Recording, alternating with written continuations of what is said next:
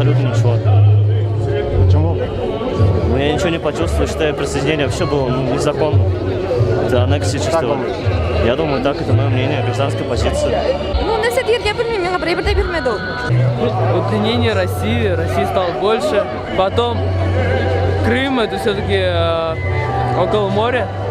И там, возможно, наши российские силы. Bizning oilamizga shodlik istadi. Biz bek shodmiz.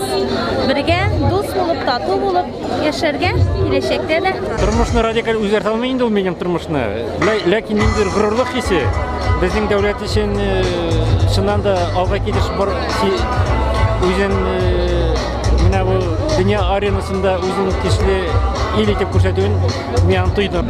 Безгә сөенеч кенә инде ул. Кырым безгә калды, бөтен Кырымның дигән армия, пароходлар армиясы безнең үзебезнеке булып калды. Барысы да. Без шуңа сөенәбез. Җырчы буларак шунда выступательгә барып бирдем. Гаиләгә юк.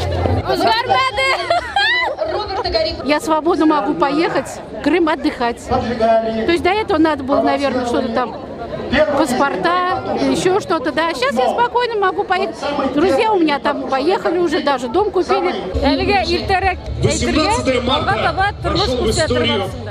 Мы должны помнить, Крым наш, Крым наш, Крым наш.